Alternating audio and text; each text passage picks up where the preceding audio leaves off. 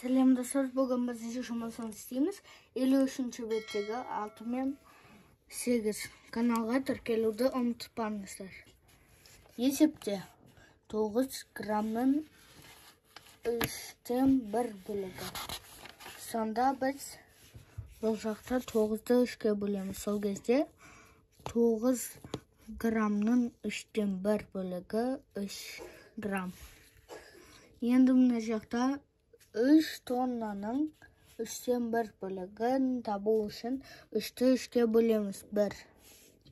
Сонда 3 тоннаның 3-тен 1 бөлігі 1 тонна. Ал 18 тоннаның 3-тен 1 бөлігі 18-ті 3-ке бөлеміз 6 тонна.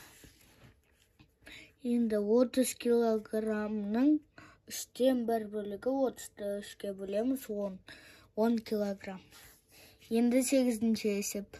Теңдеулерді шеш. Бұл жақта бізде күрделі теңдеу. Біз олардан жай теңдеуге айналдырамыз. А минус 86 тең болады 640. Аны табу үшін 640-ты 86-ға қосамыз. Сол кезде 726 шығады.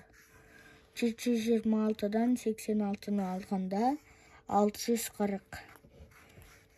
Бізде жауабымыз 726 шықты.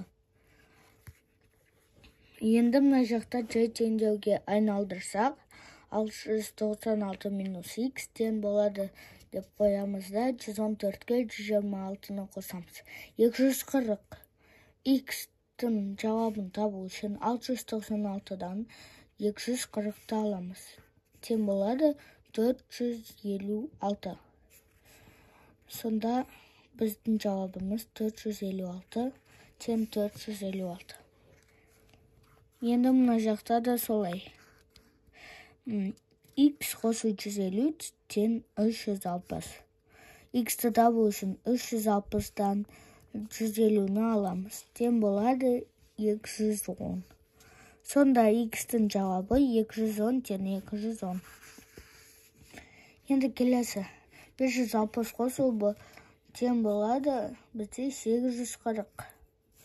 Бұл жақта біз B-ның жауабын табу үшін 840-тан 560-ты аламыз. Сол кезде 280 шығады. B-ның жауабы 280 тең 280. Бүгінгі сабағымыз аяқталды. Каналға тіркеліп қойыңыздар, сау болыңыздар.